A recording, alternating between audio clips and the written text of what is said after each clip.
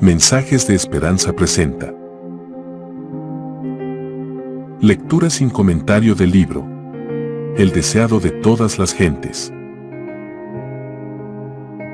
Capítulo 48. ¿Quién es el mayor? Al volver a Capernaum, Jesús no se dirigió a los lugares bien conocidos donde había enseñado a la gente, sino que con sus discípulos buscó silenciosamente la casa que había de ser su hogar provisorio. Durante el resto de su estada en Galilea, se proponía instruir a los discípulos más bien que trabajar por las multitudes. Durante el viaje por Galilea, Cristo había procurado otra vez preparar el ánimo de sus discípulos para las escenas que les esperaban. Les había dicho que debía subir a Jerusalén para morir y resucitar. Y les había anunciado el hecho extraño y terrible de que iba a ser entregado en manos de sus enemigos. Los discípulos no comprendían todavía sus palabras. Aunque la sombra de un gran pesar había caído sobre ellos, el espíritu de rivalidad subsistía en su corazón. Disputaban entre sí acerca de quién sería el mayor en el reino. Pensaban ocultar la disensión a Jesús y no se mantenían como de costumbre cerca de él, sino que permanecían rezagados, de manera que él iba adelante de ellos cuando entraron en Capernaum. Jesús leía sus pensamientos y anhelaba aconsejarlos e instruirlos. Pero esperó para ello una hora de tranquilidad, cuando estuviesen con el corazón dispuesto a recibir sus palabras. Poco después de llegar a la ciudad, el cobrador del impuesto para el templo vino a Pedro preguntando, ¿vuestro maestro no paga las 2 dracmas? Este tributo no era un impuesto civil, sino una contribución religiosa exigida anualmente a cada judío para el sostén del templo. El negarse a pagar el tributo sería considerado como deslealtad al templo, lo que era en la estima de los rabinos un pecado muy grave. La actitud del Salvador hacia las leyes rabínicas y sus claras reprensiones a los defensores de la tradición ofrecían un pretexto para acusarle de estar tratando de destruir el servicio del templo. Ahora sus enemigos vieron una oportunidad para desacreditarle. En el cobrador del tributo encontraron un aliado dispuesto. Pedro vio en la pregunta del cobrador una insinuación de sospecha acerca de la lealtad de Cristo hacia el templo. Celoso del honor de su maestro, contestó apresuradamente, sin consultarle, que Jesús pagaría el tributo. Pero Pedro había comprendido tan solo parcialmente el propósito del indagador. Ciertas clases de personas estaban exentas de pagar el tributo. En el tiempo de Moisés, cuando los levitas fueron puestos aparte para el servicio del santuario, no les fue dada herencia entre el pueblo. El Señor dijo, por lo cual Leví no tuvo parte ni heredad con sus hermanos, Jehová es su heredad. En el tiempo de Cristo, los sacerdotes y levitas eran todavía considerados como dedicados especialmente al templo, y no se requería de ellos que diesen la contribución anual para su sostén. También los profetas estaban exentos de ese pago.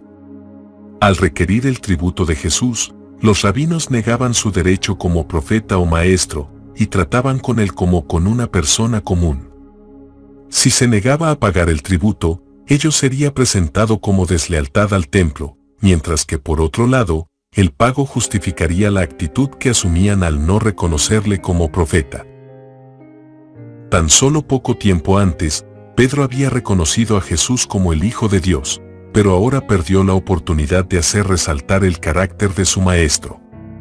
Por su respuesta al cobrador de que Jesús pagaría el tributo, sancionó virtualmente el falso concepto de el que estaban tratando de difundir los sacerdotes y gobernantes. Cuando Pedro entró en la casa, el Salvador no se refirió a lo que había sucedido, sino que preguntó, ¿qué te parece, Simón? ¿Los reyes de la tierra, de quién cobran los tributos o el censo? ¿De sus hijos o de los extraños? Pedro le dice, de los extraños. Jesús dijo, luego los hijos son francos. Mientras que los habitantes de un país tienen que pagar impuesto para sostener a su rey, los hijos del monarca son eximidos. Así también Israel, el profeso pueblo de Dios, debía sostener su culto, pero Jesús, el Hijo de Dios, no se hallaba bajo esta obligación. Si los sacerdotes y levitas estaban exentos por su relación con el templo, con cuánta más razón aquel para quien el templo era la casa de su Padre. Si Jesús hubiese pagado el tributo sin protesta, habría reconocido virtualmente la justicia del pedido y habría negado así su divinidad. Pero, aunque consideró propio satisfacer la demanda, negó la pretensión sobre la cual se basaba. Al proveer para el pago del tributo, dio evidencia de su carácter divino. Quedó de manifiesto que él era uno con Dios, y por lo tanto no se hallaba bajo tributo como mero súbdito del rey.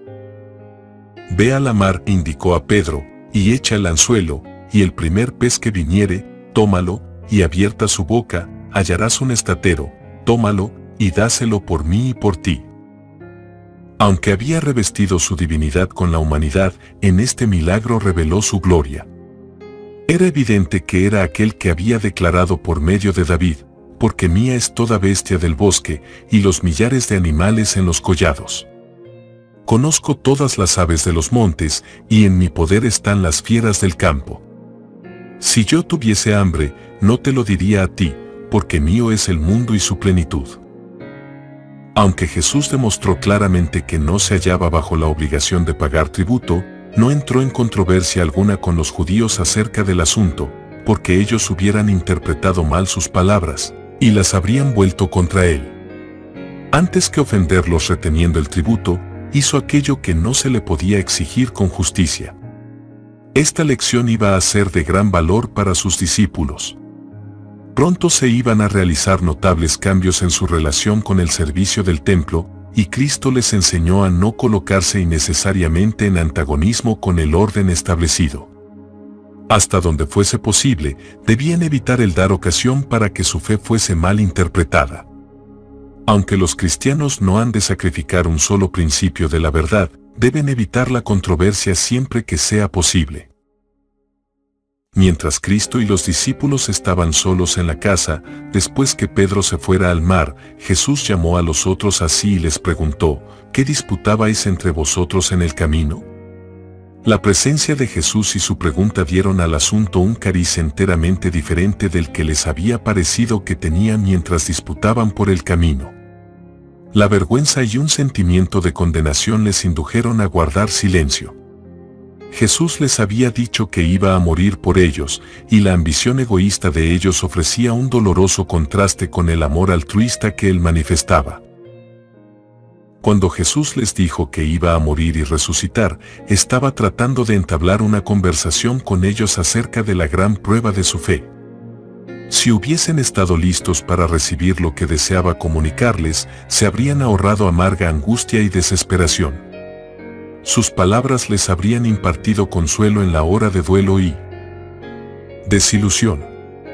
Pero, aunque había hablado muy claramente de lo que le esperaba, la mención de que pronto iba a ir a Jerusalén reanimó en ellos la esperanza de que se estuviese por establecer el reino y los indujo a preguntarse quiénes desempeñarían los cargos más elevados.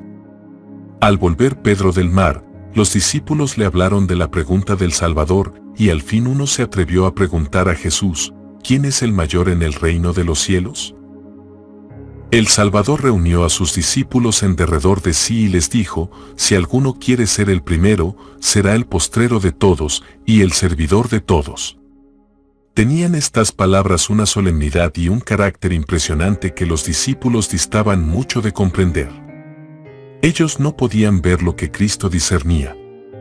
No percibían la naturaleza del reino de Cristo, y esta ignorancia era la causa aparente de su disputa. Pero la verdadera causa era más profunda. Explicando la naturaleza del reino, Cristo podría haber apaciguado su disputa por el momento, pero esto no habría alcanzado la causa fundamental. Aún después de haber recibido el conocimiento más completo, cualquier cuestión de preferencia podría renovar la dificultad y el desastre podría amenazar a la Iglesia después de la partida de Cristo. La lucha por el puesto más elevado era la manifestación del mismo espíritu que diera origen a la gran controversia en los mundos superiores se hiciera bajar a Cristo del cielo para morir. Surgió delante de él una visión de Lucifer, el Hijo del Alba, que superaba en gloria a todos los ángeles que rodean el trono y estaba unido al Hijo de Dios por los vínculos más íntimos. Lucifer había dicho, seré semejante al Altísimo, y su deseo de exaltación había introducido la lucha en los atrios celestiales y desterrado una multitud de las huestes de Dios. Si Lucifer hubiese deseado realmente ser como el Altísimo, no habría abandonado el puesto que le había sido señalado en el cielo, porque el Espíritu del Altísimo se manifiesta sirviendo abnegadamente. Lucifer deseaba el poder de Dios, pero no su carácter. Buscaba para sí el lugar más alto, y todo ser impulsado por su espíritu hará lo mismo. Así resultarán inevitables el enajenamiento, la discordia y la contención. El dominio viene a ser el premio del más fuerte. El reino de Satanás es un reino de fuerza, cada uno mira al otro como un obstáculo para su propio progreso, o como un escalón para poder trepar a un puesto más elevado. Mientras Lucifer consideró como presa deseable el ser igual a Dios, Cristo, el encumbrado, se anonadó a sí mismo, tomando forma de siervo, hecho semejante a los hombres, y hallado en la condición como hombre, se humilló a sí mismo, hecho obediente hasta la muerte, y muerte de cruz. En esos momentos, la cruz le esperaba, y sus propios discípulos estaban tan llenos de egoísmo, es decir, del mismo principio que regía el reino de Satanás, que no podían sentir simpatía por su Señor, ni siquiera comprenderle mientras les hablaba de su humillación por ellos. Muy tiernamente, aunque con solemne énfasis, Jesús trató de corregir el mal. Demostró cuál es el principio que rige el reino de los cielos y en qué consiste la verdadera grandeza, según las normas celestiales. Los que eran impulsados por el orgullo y el amor a la distinción, pensaban en sí mismos y en la recompensa que habían de recibir, más bien que en cómo podían devolver a Dios los dones que habían recibido. No tendrían cabida en el reino de los cielos porque estaban identificados con las filas de Satanás. Antes de la honra viene la humildad. Para ocupar un lugar elevado ante los hombres, el cielo elige al obrero que, como Juan el Bautista, toma un lugar humilde delante de Dios. El discípulo que más se asemeja a un niño es el más eficiente en la labor para Dios. Los seres celestiales pueden cooperar con aquel que no trata de ensalzarse a sí mismo sino de salvar almas.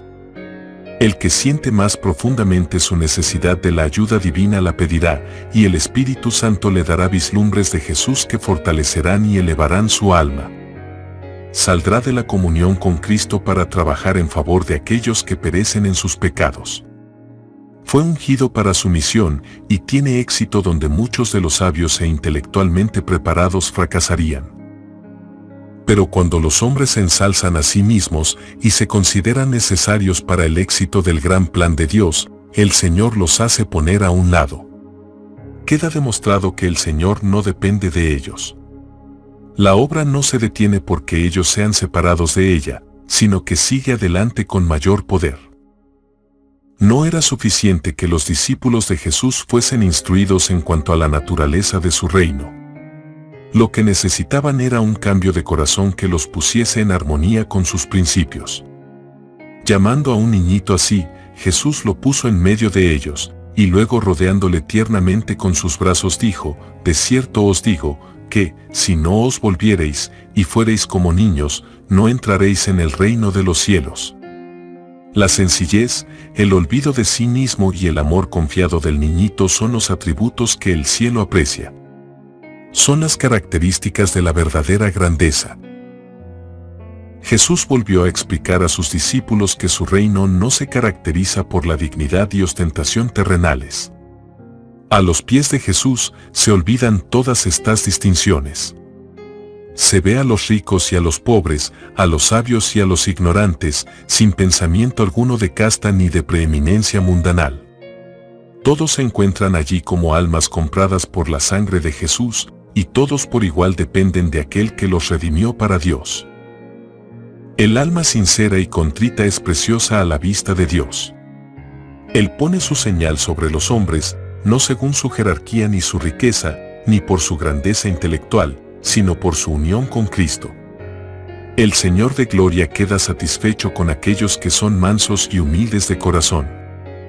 Dísteme, asimismo, dijo David, el escudo de tu salud, y tu benignidad, como elemento del carácter humano, me ha acrecentado.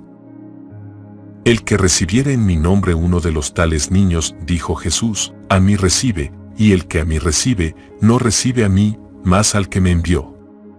Jehová dijo así, el cielo es mi solio, y la tierra estrado de mis pies, mas a aquel miraré que es pobre y humilde de espíritu, y que tiembla a mi palabra. Las palabras del Salvador despertaron en los discípulos un sentimiento de desconfianza propia. En su respuesta, él no había indicado a nadie en particular, pero Juan se sintió inducido a preguntar si en cierto caso su acción había sido correcta. Con el espíritu de un niño, presentó el asunto a Jesús. Maestro, dijo, hemos visto a uno que en tu nombre echaba fuera los demonios, el cual no nos sigue, y se lo prohibimos, porque no nos sigue. Santiago y Juan habían pensado que al reprimir a este hombre buscaban la honra de su Señor, mas empezaban a ver que habían sido celosos por la propia.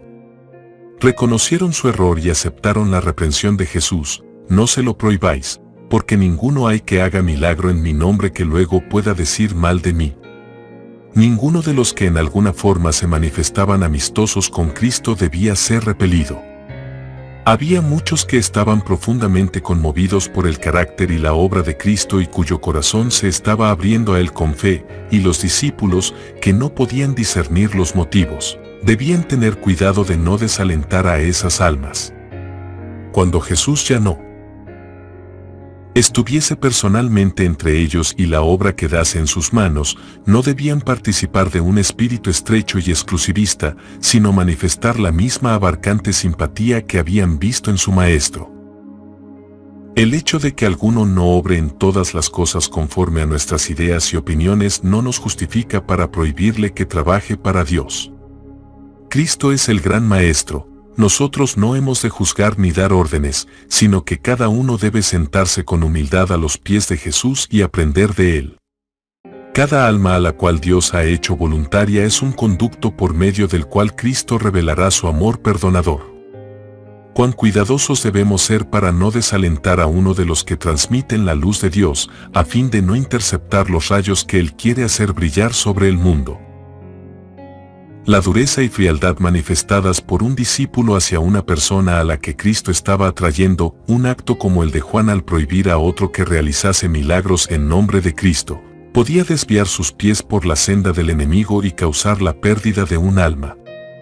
Jesús dijo que antes de hacer una cosa semejante, mejor le fuera si se le atase una piedra de molino al cuello y fuera echado en la mar.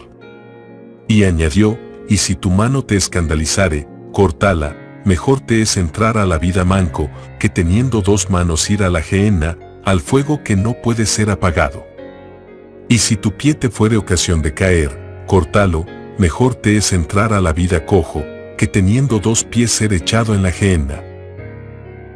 ¿Por qué empleó Jesús este lenguaje vehemente, que no podría haber sido más enérgico? Porque el Hijo del Hombre vino a salvar lo que se había perdido. ¿Habrán de tener sus discípulos menos consideración hacia las almas de sus semejantes que la manifestada por la majestad del cielo? Cada alma costó un precio infinito, y cuán terrible es el pecado de apartar un alma de Cristo de manera que para ella el amor, la humillación y la agonía del Salvador hayan sido vanos. Ay del mundo por los escándalos, porque necesario es que vengan escándalos. El mundo, inspirado por Satanás, se opondrá cegaramente a los que siguen a Cristo y tratará de destruir su fe, pero ay de aquel que lleve el nombre de Cristo, y sin embargo sea hallado haciendo esta obra. Nuestro Señor queda avergonzado por aquellos que aseveran servirle, pero representan falsamente su carácter, y multitudes son engañadas y conducidas por sendas falsas. Cualquier hábito o práctica que pueda inducir a pecar y atraer deshonra sobre Cristo, debe ser desechado cueste lo que costare. Lo que deshonra a Dios no puede beneficiar al alma. La bendición del cielo no puede acompañar a un hombre que viole los eternos principios de la justicia. Y un pecado acariciado es suficiente para realizar la degradación del carácter y extraviar a otros.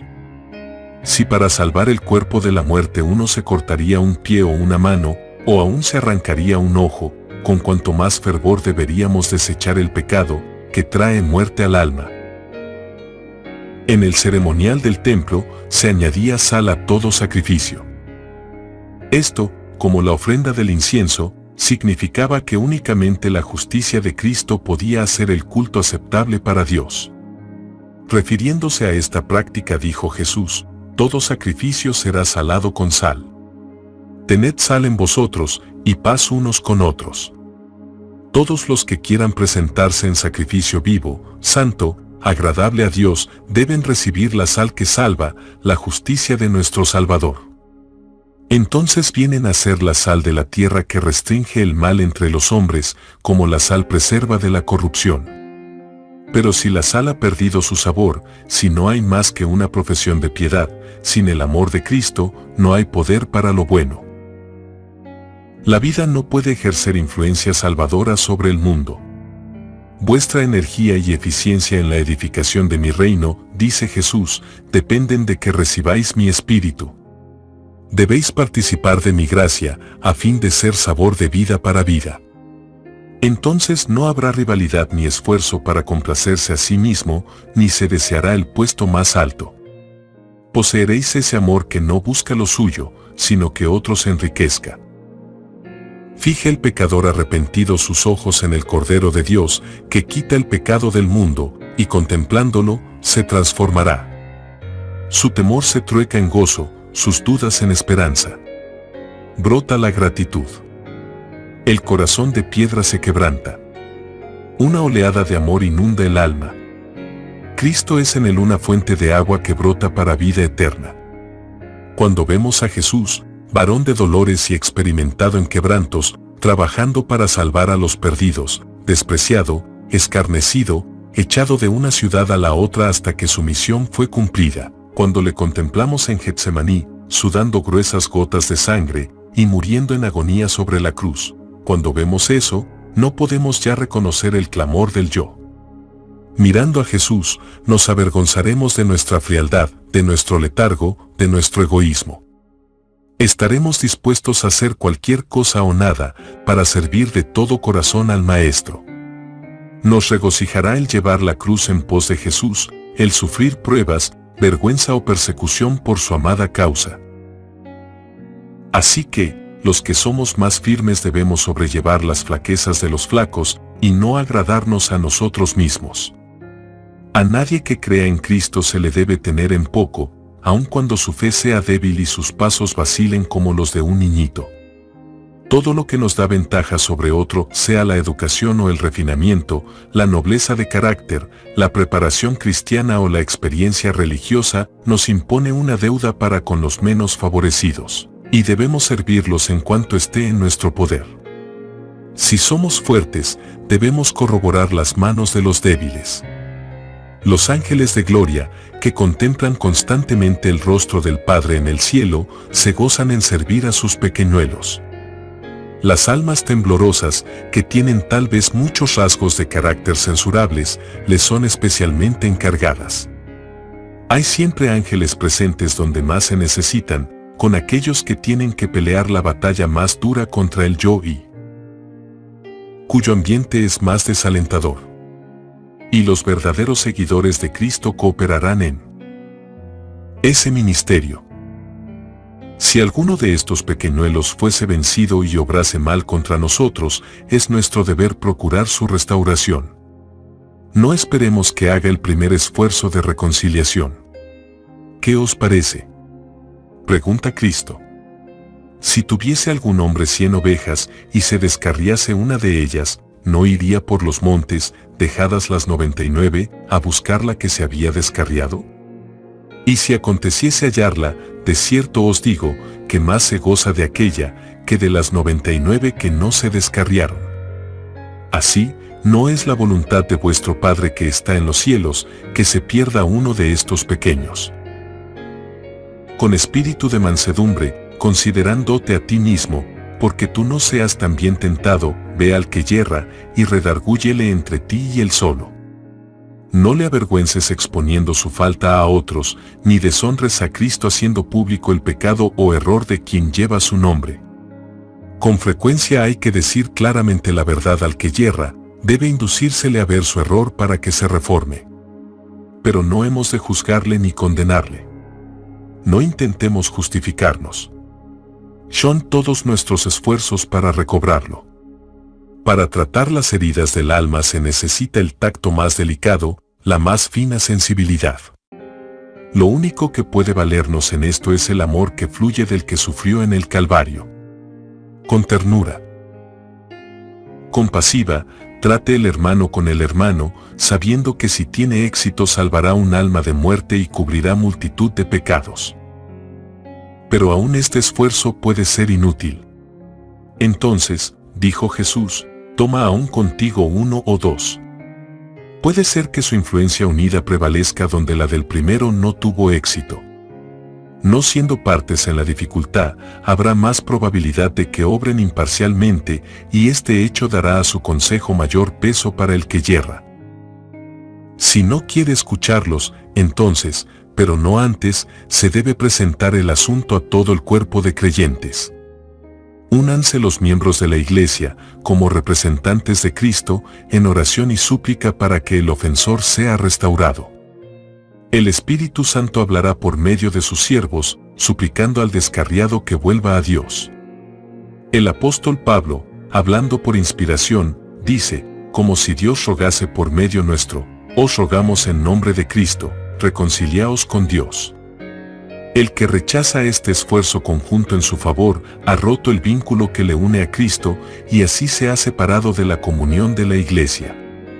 Desde entonces, dijo Jesús, tenle por étnico y publicano. Pero no se le ha de considerar como separado de la misericordia de Dios.